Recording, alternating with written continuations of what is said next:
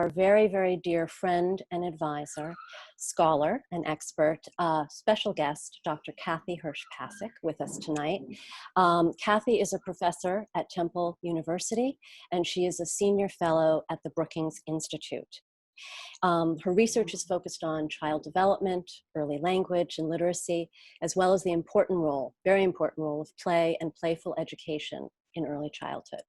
So, before we get to Kathy, I just want to say a quick thing. We've gotten many, many wonderful questions, and I'm going to be reading some of those questions tonight that you have already sent in. But you have a feature on your phone, whatever you're listening in on, a feature on Zoom, and a little chat feature. And what you can do is type in a question, and I'll look at it, and we can feed it into the conversation, because what we really want to do is hear your voice as well. So without further ado, I'm going to turn it over to Kathy to just say a few words to you before we get started with the questions. And again, thank you all for being here. Thank you, Leslie. It really is a pleasure to be here. And as I was explaining to Leslie, and some of you might have overheard, we're in the middle of a tornado warning here right now. So I may have to skirt rather quickly. And if I do, my apologies. But we're just in a crazy time right now. And maybe the tornado outside is just indicative of how crazy it really is. And you are my heroes. You are all my heroes.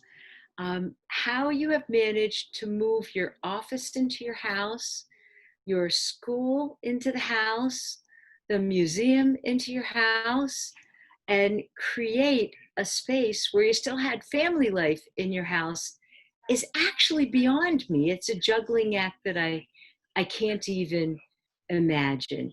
And Leslie, the programming of Parenting in Place is so special because it was designed so that we could really reach directly to you, not through any more lists, not through any more guidebooks. That may be the last thing you want to see, but really just to be there for you, as the Children's Museum always is. I also want to say it's a bit of a solemn time, and I think it's amazing what's been going on around the world right now. And maybe it's great just to take a moment to think about that. While most of our conversation was originally planned to talk about how do you talk about COVID and our kids are home. Now there's another dimension, which is how do we talk to our children about race? And how do we ensure that they become sensitive to the issues that are all around us, and that sometimes maybe we haven't been as sensitive to in the majority. So one of our challenges is to help all of our children really learn how to do that well. And I think there are some things that we can open up there.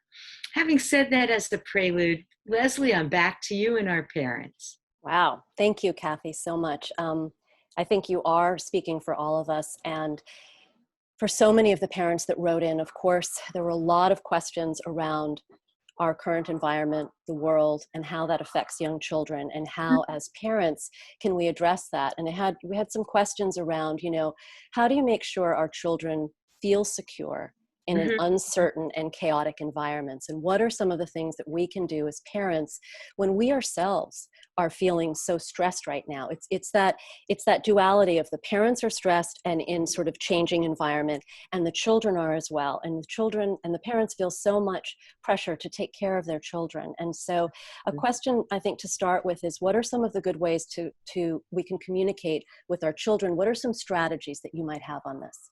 You got it. Well, the first way you're probably going to guess, and that's a hug. It's a hug and a snuggle. Are our kids noticing what's going on? You bet they are.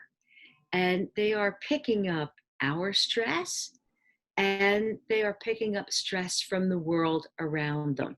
Let's face it, the stuff that they used to do isn't there for them anymore. The museum's not there. The library's not there. School's not there. They're distanced from their friends.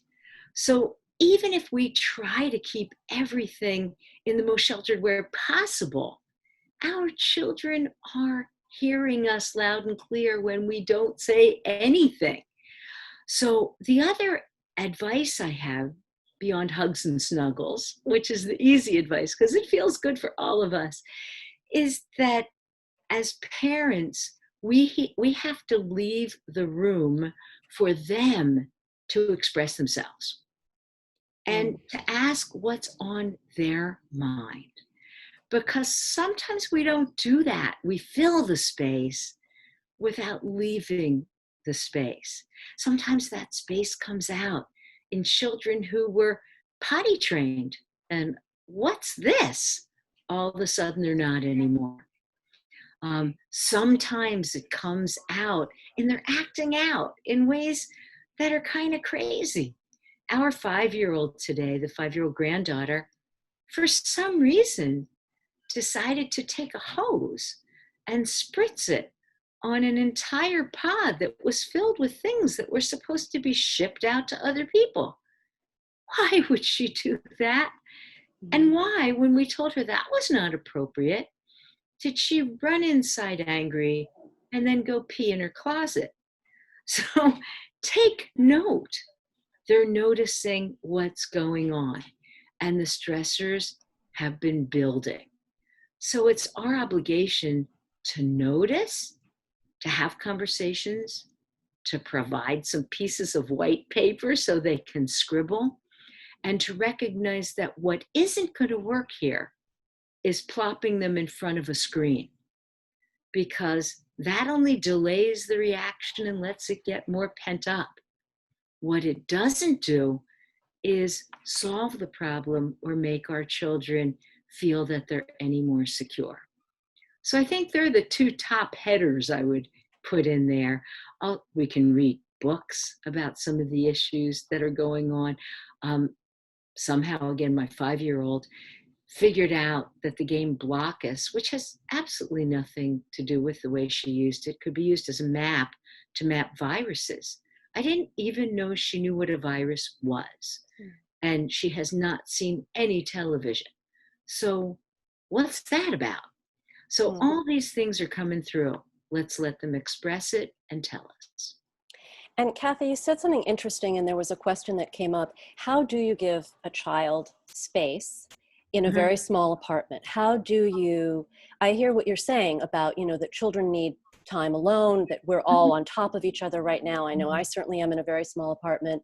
So how do we give our children, especially when they're young, a safe space to express themselves, to have their child moments alone, and then come back to the family? What would you suggest for that? Sure. And you're quite right. In confined spaces, it's hard. Well, I would say it's harder for us, really.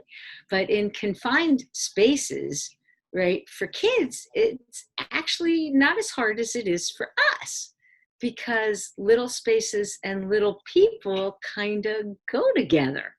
So I would suggest that maybe one thing we can do is mark out a special area of the apartment. I don't care if it's only 3 foot by 3 foot with masking tape. And it's their special place where they can go if they have to build something or do something or express something.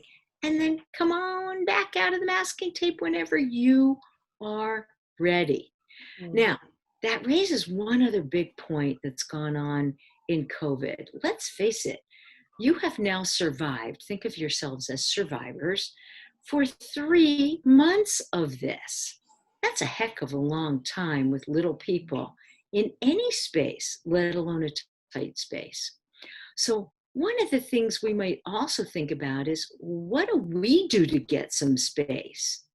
And I have to share this wonderful example that came from a friend of mine.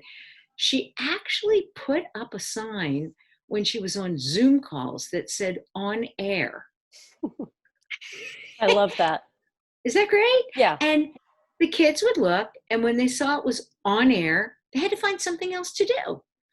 And my incredible daughter-in-law, Laura, said that the biggest gift that COVID gave her family is that the kids learned what to do with boredom. Mm. Pre-COVID, they would always come to us like, can we put on a movie? Can we put on Paw Patrol? Can we put on Sesame? And, we would do it sometimes just to get through the next step of the day. But you can't do it 24/7, and it isn't satisfying for the kids 24/7. Now, today I was asked, oh my gosh, what do we do if, by God, they wouldn't have a screen? Well, guess what? You are not the CEO of their lives. They get to play manager, and that's training them how to be bosses in the future rather than to be worker bees. That's pretty powerful.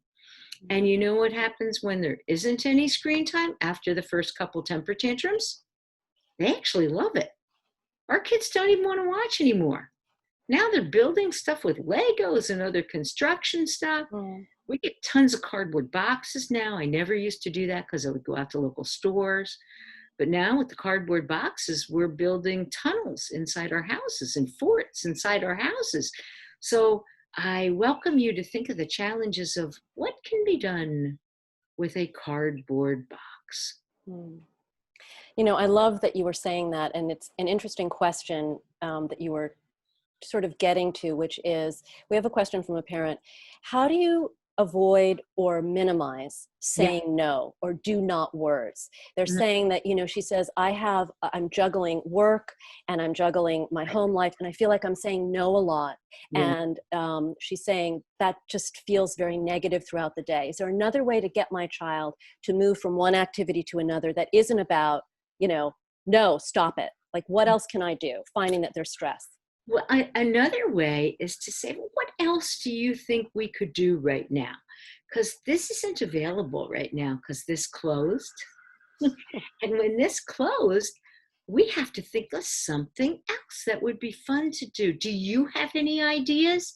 Now, I will grant you that it takes a little bit longer. And sometimes no is just faster. But these work. And what does it do? It helps our children learn to self-regulate. And what is self-regulation? You've been hearing that a lot, right? Self-regulation, executive function skills, what are they? So that's attention and memory and impulse control. We want our children to have excellent attention spans, really good memory, and superb impulse control. And so we want to play games that are going to encourage that. Like, believe it or not, Simon Says. Who would have guessed? Or games where I clap once and you clap twice. I clap twice and you clap once. These things get us to think before we act. And that's the kind of stuff that we want our children to be able to do. So we can provide, this is a fabulous moment for doing that. One other thing is to remember that a lot of what you do, everyone out there is an interesting person in your own right. You guys are fascinating. I know, because I've roamed around the Children's Museum, and every time I get in a conversation, my problem is that I could talk to you forever. So don't you think your kids could too? Tell them what you like. What do you do? What do you do in your spare time? Now, obviously, you don't want to get into, I do finance. Let me explain this to you. But what you can do is, I've been trying to think of how we can save more money for people. Could you help me? And believe it or not, your kids will get it. Kids are geniuses. So respect them and trust them. That's beautiful. I want to ask you a question about routines. Routines. Yes, setting routines, the importance of them for families, and assuring alliance with other family members. So,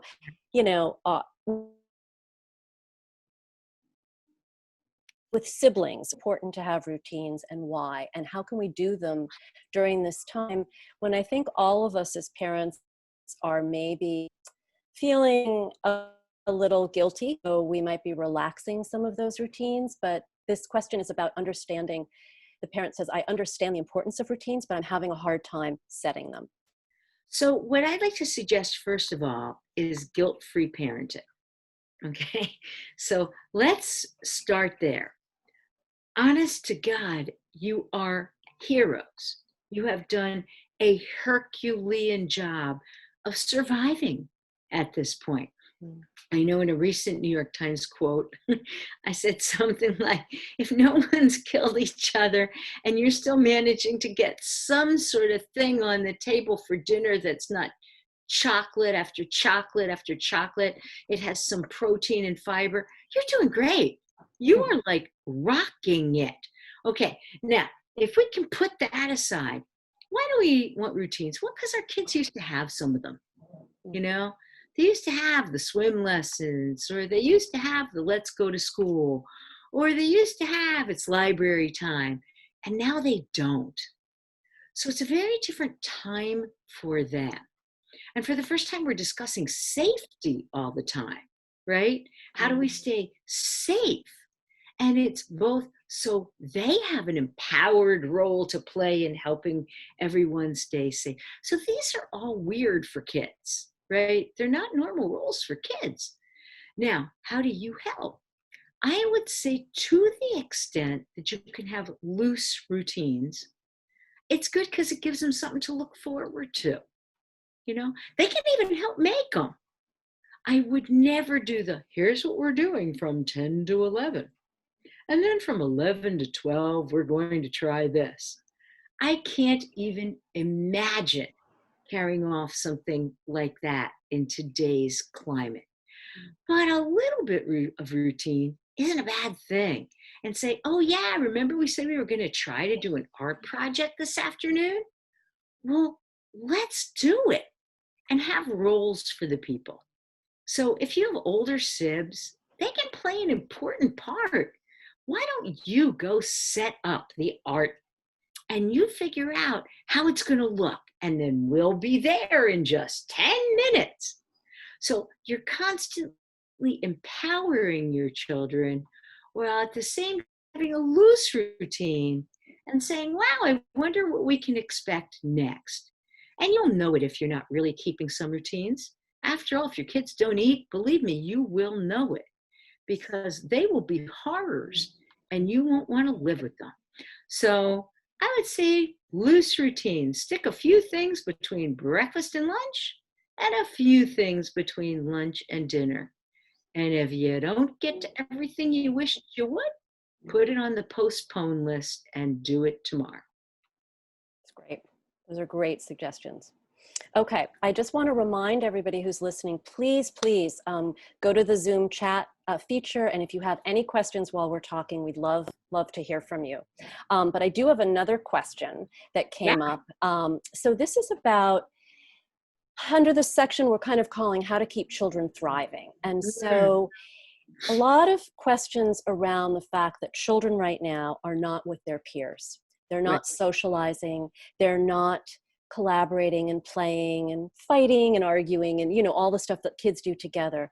So is there a worry that during this time when they are so distanced that they are going to fall back developmentally? Is there a worry, you know, what can we do as parents to help them so that they don't, so that socially they still stay connected to their peers? Is that possible? You know, it's a great question. And again, it depends a little bit on the kid. First of all, let me assure you, there will be no developmental harm. Let me say that one again. There will be no developmental harm. We've all taken summer vacations when they're away from their peers, okay? And we haven't fretted about a lot of this. What we are is a little more confined right now. But they are socially navigating every single day. You tell me your kids aren't socially navigating over what they do or don't want for breakfast? I mean, if you were living with the 2-year-old and 5-year-old that I'm with, I will tell you that every day, whatever we put out there, do I need 2 more bites or 4 more bites? Am I going to get the strawberry popsicle? I mean, every day is a social negotiation. And they negotiate with their peers or, you know, with their siblings. Right. what we try to do to keep Ellie in touch and Jules in touch is we did a few Zoom calls, and the teacher would try to come in for maybe 10, 15 minutes. I think it was a couple times a week, 3 times a week. I'm not sure it was successful. I'll be honest with you. I Mm. think most of the Zoom stuff that happened for little people it's not very effective. And you guys probably already knew it wasn't going to be hyper effective because you've tried to FaceTime with your parents and they've tried to be with their grandparents. And really, it's a big job for you to get them into a position where the grandparents can see what's going on, let alone have a conversation with them. So that's how successful Zoom calls are. Now Mm. imagine Zoom calls with 2 4-year-olds, Zoom calls with 2 3-year-olds. I mean, we're all doing it. At least they get to see that their friends still exist. That's good. At least they get to see that they have a community, which I think is actually the power of what these little 15-minute meetings are for the teachers who are coming in and again working so hard to just maintain connections. And the kids know that they have a relationship with the teacher. That's another social connection. Right. So I think all these are teaching our kids something about being social, being with other people, and navigating the social environment. And every time we go outside, by the way, if we're trying to maintain social distance and go 6 feet apart, that is social navigation. If we're going into the park and we're trying really hard to figure out how close I can get to that kid who's running down the hill, well, you got to navigate that because you can't get that close right now, at least until we know who's carrying things and who isn't. Mm. That's great. Um, and there's some other questions that are coming in now. So Sure. there's one question: are games on an iPad for a 3-year-old harmful? No, they're not harmful. It depends what they are. I Mm-hmm. have a rubric I use for what games I pick. I make sure that they're active. By that, I mean not passive, the kind of games where it says, can you find the letter two? And then, or the number two, and then they point to the two, and then you just hear clapping in the background. I would skip those. Mm. They're really passive. A simple point is not active. By active, we mean that it's minds on, not sit there like lump mesmerized by thing, okay? You have to think it through. There's really something for you. Puzzles are really good, and there's some wonderful puzzle games out there that you can get. Mm-hmm. There's some fun for slightly older kids. There's some fun reading and writing games, and I think that's actually a really good way to go as well.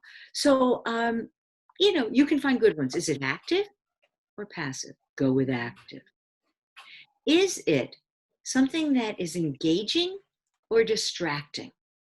If you're sitting with an app and all of a sudden in the middle of the reading app up comes do do do do, Carl begins with C. Can you find other things that begin with C? That takes the kid right off the storyline and onto pressing buttons. I call that induced ADHD. So I would say skip it. Engaged, not distracting. Meaningful, not something that's disjointed from the child's life. Is it something they can take away from there and generalize from there? Is it socially interactive and is it joyful? Active, Mm-hmm. engaged, meaningful, socially interactive, and joyful. If you find something like that, go for it. This is great. So we've got a lot of panelists asking questions, and I want to just Yeah, do 2 on this and then move to another one. So sure. Kathy, do you have any apps that you think are good? And if not, we can get back to the panelists and people. We really have to get back to people. I'm actually in the business of not really endorsing stuff, That's fine. Okay.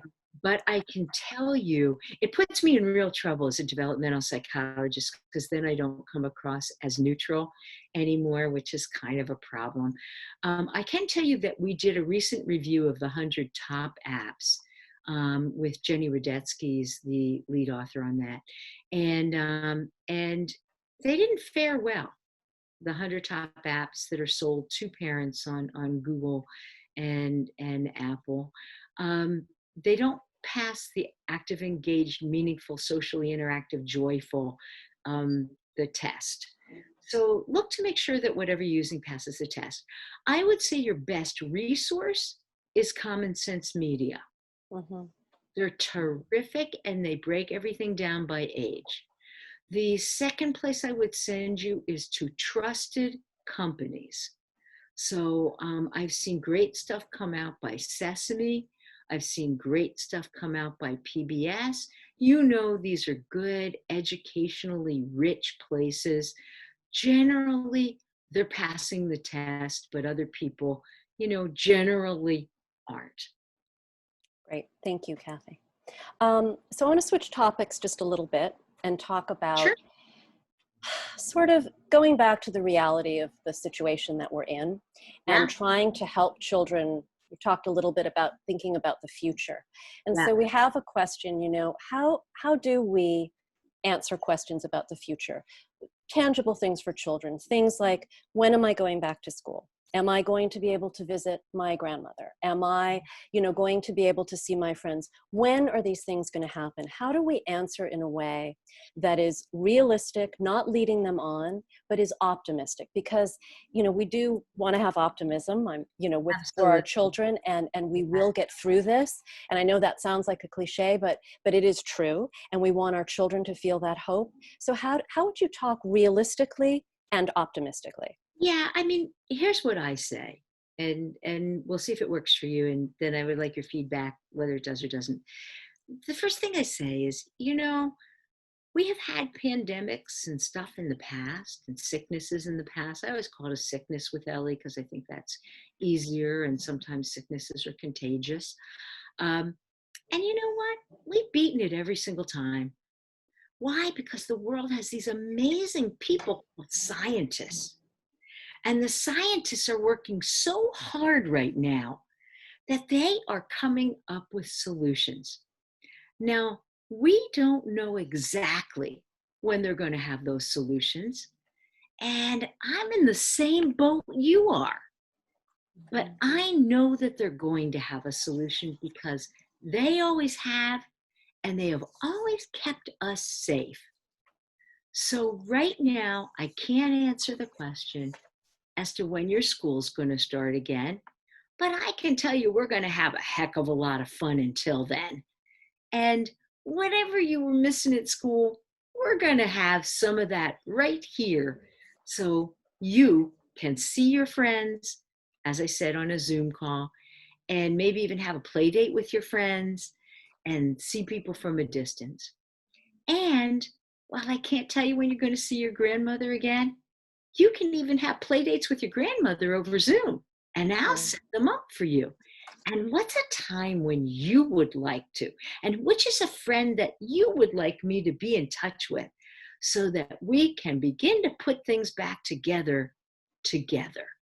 And notice how you've there empowered them. You've told them that there will be a solution. And I firmly believe there will be. I'm an optimist. But gosh, I know a lot of smart people working on this.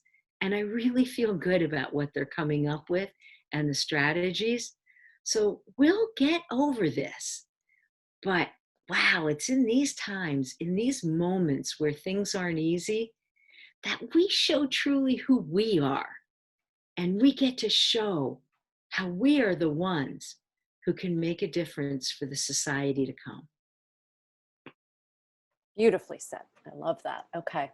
Um, so I want to go back to some more questions that have come in, just to swing back around to the screen time situation. And this is more around parents. So the parents are asking, my child is seeing me on my phone all day long. Yes. They're seeing me on my screen all day long. And I'm saying, this is very important work, that mommy or daddy or caregiver, uncle, aunt, friend, whoever is doing all day long. But why can't, so then my child is saying, well, if it's important for you, why isn't it important for me? Like, why is it bad for me and it's good for you? And so how to explain that? Okay, there are two parts to that question, and I'm going to take both parts. The, Oh, f- thank you. the first part of that wonderful question is just telling young kids that it's important isn't good enough, in my view. Again, that's showing them an almost authoritarian, like, I don't have to tell you what it is. You just have to know if I say it's important, it's important. Well, what the heck do you do on the phone all day? Like, are you helping people? Are you helping kids? Like, what do you do? This is the time to tell them and let them be a helper. Let them hear some of the stuff that came out, of course, in kid language and not scary language, because you wouldn't believe how much they can solve. Now, my husband is an employee attorney and or an employer attorney. Sorry, didn't got that wrong, I guess. And he works for a mega law firm, and he has these fascinating cases that are coming up all the time. And what we do is we take them as kind of stories, not the real case, and we can say, "Gosh, how would you solve that?" And we talk about it over dinner. What would you do? Well, that's what I was working on today. And you can have a little job for your kids that they work on today. But you can tell them too that you don't like being on the screen all day either. If you're anything like me, I've invented a new word for this. I call it Zoomified. I honestly feel Zoomified by the end of the day. All I want to do is shut my eyes and not see a computer screen. And then my friends want me to get on for whatever the next birthday meeting is, and I love them dearly. But I can't even cope with another hour on the phone, let alone everyone talking over each other over birthday cake. So I hear you. And one of the things you have to do, because it does get in the way if you don't do it well. In fact, it has a name now. It's called technoference. What we do is a model and is interfering with the conversations and relationships we have with our children. So, to the extent that you can block out time, because in the beginning of the day, at least I do, when my Zoom calls are going to be for the day. And I say, hey, this is a special time for us from, and that's part of your schedule. And you know what? Emergencies will come up. And you have to let them know. Put out the little sign that said, oops, I gotta go on air again. I'm so sorry, but I'll explain it all to you as soon as we're done. Hey, can you find something to do with 2 cardboard boxes? And they will. That's great. That's great. Um, I'm going to switch topics for a moment. I've had a few of these questions that have come up, and you talked about this a little bit in the beginning about how children are maybe regressing a little bit at this time. Like Mhm. you were talking about your granddaughter, Ellie, I think at 5, she's regressing. So we've got some questions around potty training regressions. Oh, And a few mothers have written in that her 3-year-old yeah, has forgotten, she writes, forgotten that the bathroom exists. yeah. And other folks have written in and saying, we're starting to slide. So that is giving them anxiety that, okay, they're somehow developmentally taking steps back that they're never going to recover from. So can you talk about sort of emotionally what may be happening with children and developmentally that they're still going to be okay, which I'm not you, but I think that's true, but you tell us. Yeah, yeah. I remember I was very worried because one of my kids was really late, and God knows I tried forever. And finally, in a panic with him, I think he was 4, but I was really worried because he couldn't go to school the next year and be in the school if he wasn't potty trained. And God, it really wasn't working. So finally, I said to him, fine, fine. When everything is clear, I'm going to take you to Disney World, but only if you cannot go to the bathroom in your pants. By God, if he didn't hold it for 5 days. So a little longer than I had anticipated. My sense is that they're not developmentally slow at all. Kids take a different amount of time. You know how in walking, some kids were walking at 10-month-olds, as 10-month-olds, and your child may have been walking at 12 months. And I know I had one, I thought he was never going to walk. I'm telling you, I have 3 sons, and I wasn't sure he was ever going to get up and do it. It was like 16, 17 months. I was like a wreck. But kids go by their own timeline. And sadly, they have not read all the developmental books that we have written. So, so they don't know they're supposed to do anything else. Two, emotionally, our kids are stressed. Whenever we are stressed, we regress. You had the parent who earlier told me she's saying no a little bit more because we're stressed. Anybody out there feeling anxiety? I know I have been. And oh my gosh, I regress a little bit because I'm jittery. And I think we all deserve to have that space to regress. So if you have a kid who regresses a little bit, fine, let them regress. If they need to regress for a month and you don't want to clean it up anymore, put them in a diaper again and say, you know what? Right now, you are not ready. And as soon as you are, then we're going to go to big person activities. And you're going to use the big person potty. Or if you have a special little potty, that will work too. So, I would say, no, don't worry at all. It is a tough time for all of us. And really, a lot of us are feeling like we are, have clipped wings. I don't know how else to put it. Right. But to say it's like our freedom has been restricted. And it is really, really tough. Can I ask you something about that? We got some questions. Chelsea. We got some questions. My little guy who's 2 wants to come and say hi. Well, of course. Of course. I think. No, you don't want to come say hi? Are you being shy, little guy? Little man with the mustaches? Yeah. He kind of forgot there was a potty too.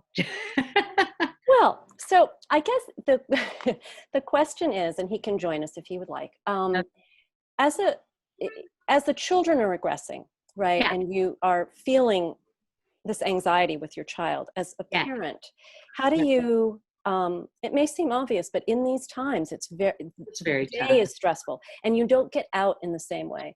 We have some questions around, parents saying that their kids have really started to dislike going outside and feeling unsafe in doing that. And parents are feeling very stressed about that. And so their own level of anxiety. So I guess my question is twofold. One is, how do I manage my own level of anxiety as a parent? Are there some strategies that you can think of? And then also, what do I do when my child is starting to really get afraid to go outside?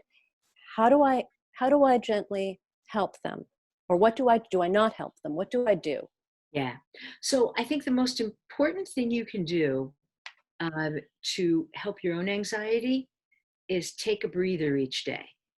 If you have someone, and some single parents don't, if you have someone you can trade off with, you just got to get out of there. You got to get out of there and get a breather, because otherwise, honestly, it's suffocating. Secondly, you can spend some time in the evening. Start one of the meditation apps. I just learned about them last year, but they're actually quite good. I was trying this thing called Calm, and it's kind of terrific. And don't worry if it takes a little while till you kind of get in a rhythm.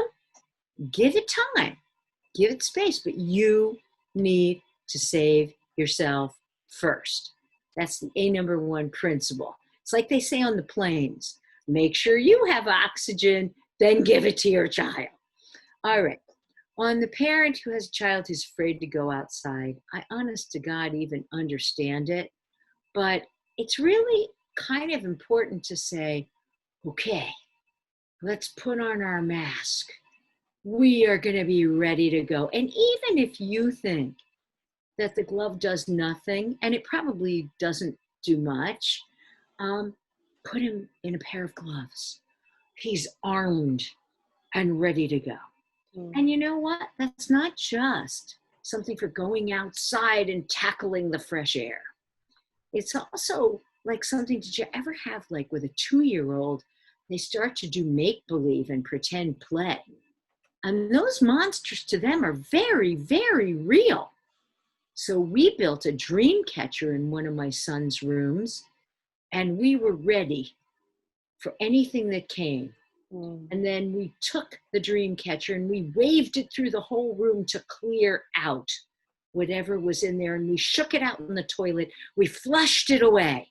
Mm. We turned the mattress over and we said, it is now safe. Your room is guarded. If they know they're safe and they know you're with them, you lead the charge. That's great. That's great. I have another question. Advice for, this is from a mom who lives in the city like I do and or many of us do, and has a very small apartment. And she says, how do I make sure my child is getting enough physical activity? I don't have a backyard. I don't have a big spacious apartment to do things in. What can I do to help to make sure that my child is getting that physical activity? Absolutely critical question. So what we've been doing is Cosmo Kids. Seriously, there's stuff that you can get, that you can play on apps and on, the screen when there's not a tornado and you haven't lost your power. And it's like a whole exercise routine. So we put that as part of our schedule. I have a trainer who's been coming in from Zoom, and my kids are actually joining me with the trainer. Now, I can't say that they're actually doing what the trainer is doing, but who cares? It means I get exercise, and it means my kids are getting exercise. So I think it's a pretty good way to go. And kids are rambunctious. So one day, because we couldn't, and you probably were the same in New York because you're only an hour away, we couldn't get out of the 50-degree weather. We just could not get out of the 50-degree weather. It was killing me. And the kids didn't want to go outside because it was freezing. Well, not freezing, but, low 50s. And I built an obstacle course in my living room. I masked it out with masking tape. There were little arrows. It told them where to climb over the couch, where to climb over the next part of the couch, go in the back of the couch. And they crawled like they were doing an army crawl. And then they jumped over the side. And then we ran as fast as we could. And we did a hopscotch thing that I made up. And then we ran up the little stairs into the only hallway that we had. And in there, I had carefully placed shape zone between two pieces of masking tape. There were circles, there were triangles, and there were squares. One day they had to go across the squares, the other the circles, and the other the triangles. And then they got to the hardest challenge of them all. 3 overturned mixing bowls in the kitchen. And I said, one happened to be blue, one was yellow, one was green. I took construction paper and I cut out little patterns and I put them on the wall on the top. And I said, how fast can you play out the pattern? Green, green, blue, blue, blue, blue, green, yellow, whatever it was. So the kids had to go through the couches. They had to go through the shape zone into the kitchen. And I timed them so they would want to do it again and again and again and again to beat their time. That sounds like a lot of fun. And it sounds like something also, I just want to remind everyone with CMOM at Home, we have these activities and we've designed them for small New York apartments. And we have a wonderful Feel Good Friday where we do a lot of physical activity with kids that are to be done in apartments. So if you're interested, they're all free, low cost, things that you have at home. And so along with Kathy's wonderful tips, you can also look at CMOM at Home for that. I want to ask you, we don't have a lot of time left, and if anybody has other questions, please send them in a moment. But we've got a lot of questions right now. We're getting into summer, right? And I know this is back to the question about summer learning loss. And we have this anyway, but now it's doubly, So what parents are asking, should I have a summer routine? Should I continue to try to teach my child, but also, let them have fun? And what's that balance? And how do I help prepare them to go back to school in the fall or whatever program they're in so that they're ready? And there's a lot of anxiety around that. Okay.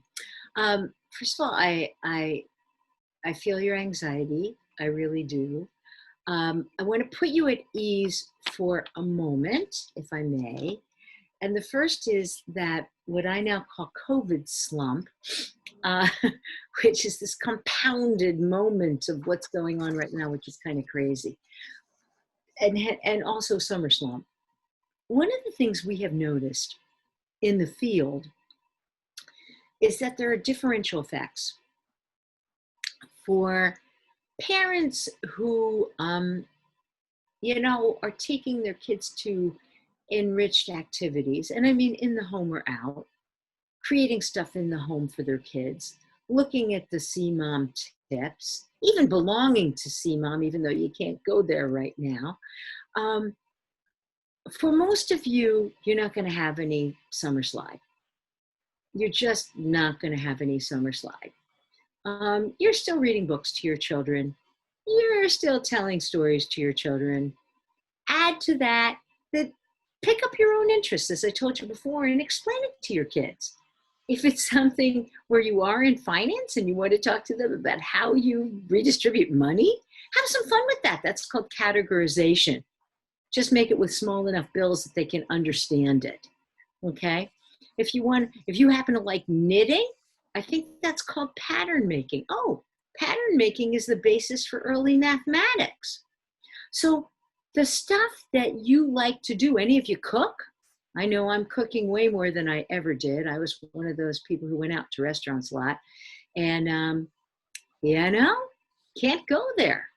So I have recipes. So let me tell you how many times I have cooked recipes with a 2 and 4-year-old. Okay, now a 2 and 5-year-old. Oh, can I interrupt you, Kathy, just to add a question because we're running out of time, which is just in line with that. Folks are asking about the different ages, which is what you're talking about. How do you do, you've got multiple kids at home, you've got a 2-year-old, a 4-year-old, a 6-year-old, you've got an infant. How do you do things with multiple ages? You're all together. Really so hard. Talk really about that hard. maybe as you're talking. Sorry to interrupt, but I thought Absolutely. that was a good way. So let's take the 4-year-old. I'm sorry, now 5, and my almost 3. So we were making banana bread the other day. And, Jules wasn't going to understand a lot of the recipe. It wasn't going to happen. I mean, he could get a banana, okay, but he wasn't going to measure out stuff. And even Ellie didn't know how to measure out. But by God, when I explained it to her and I said, oh, no, this calls for 2/3 of a cup. I wonder if that's bigger or less than 3/4 of a cup. Oh no, how would we find out?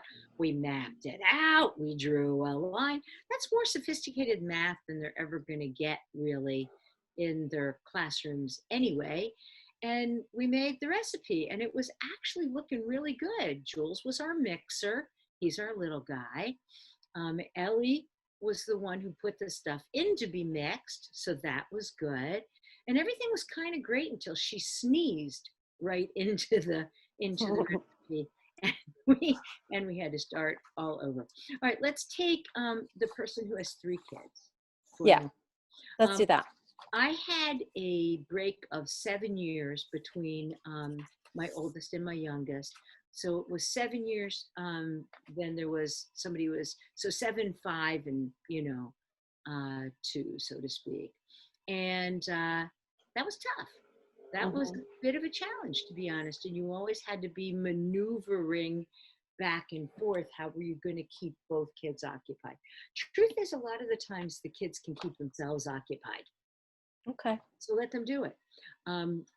You wouldn't believe the power of the cardboard box. Okay? Yeah. I'll just give you the example. The 2-year-olds like to crawl in the cardboard box. The 3 and 4-year-olds like to color the cardboard box. And by the time you are 5 and 6, you recognize it could even be a taxi. You could even put a smile on the front. You could even take paper plates or whatever you have that's a circle and put them on for headlights because they know how to do pretend play. So each one will find his or her role. And your job is to just help them as the director of the scene and then let them go with it as you go on your Zoom call. That is beautiful. Really lovely. I want to sneak in one more because I think it's important. Okay. And this is a question about Um, and this is a hard one, I think. How adaptable do you think kids are in terms of facing school after or during COVID, right? Wearing masks, hand, constantly washing their hands. Sort of, it's almost like they're constantly being told that the Yeah, world has changed and that things are off, not wrong, but whatever. So how adaptable do you think they're going to be, and how can we do? How can we help them do? Get through that, sure. or make it easier if It is possible. it is a tough one, and there's several things that are tough. First of all, 2-year-olds don't listen, so let's get real, and 2.5s don't listen. 3-year-olds don't like to wash their hands that much. They don't like to wear masks. 4-year-olds generally don't like wearing masks. So I would say this is going to be tough. And I think what you have to do is work with your school, and maybe the school will take a couple pictures first and send them home to you. Mm. Maybe they have circles for each kid so the kid knows where they're supposed to go so they're not next to anyone. Again, I would empower our children that by doing this and by being able to stay in a circle and do the games together, think of what you can do if you're all in circles and you're playing Simon Says, or you're playing jumping jacks, or you're playing whatever you're playing. There's a lot you can do. And schools ought to be very good at that. I hope they will contact your kids before school starts. You also have a role to say, this is so exciting. It's a whole new world. And we get to go and explore it and define it. So, wherever possible, I would empower them with the knowledge that if we do it right, they are the ones making the difference. And I think they're going to get it. How adaptable are kids? Shockingly adaptable. Children have lived through wars, and I mean wars. Children have lived through pandemics before. Children have lived in refugee camps. And these kids didn't have anywhere near the advantages we have in our small apartments. And so, what I'd like to suggest, as far as connectivity, as far as the people we can see, as far as our role and their role, is to say we are all going to be safe together. And it is a moment they will remember, because truthfully, kids are responsible. And boy, I've never met a group that I would trust more with stuff than my kids. If we respect them and trust them and lean into their emotions, they'll tell you what they want to know, and they'll help you with the process. That was beautiful, Kathy. Thank you. Sure. We've been talking for so long, and it has gone by so quickly. And I want to thank you so much, Dr. Kathy Hirsh-Pasek, for being with us tonight and for sharing with us. And I want to thank all of you so much for listening and for writing in and for being part of this dialogue. And we at the Children's Museum of Manhattan want to continue to do this with you. We are going to have more Q&As. We want to hear from you about the types of topics and the things that you're interested in and that are challenging for you right now, that you want to talk to us about. So please, we want to stay connected with you. Remember, see Mom at home every day, parenting in place, and we are here for you virtually. You are in our hearts, and we are wishing you all well, and knowing that you are doing a beautiful job with your children, as Kathy said, every day, just getting up and being with them and loving them through this. And just to remember to take care of yourselves as well. And we will be back in touch with you soon. So thank you and good night. Thank you, Kathy. You bet. Night night.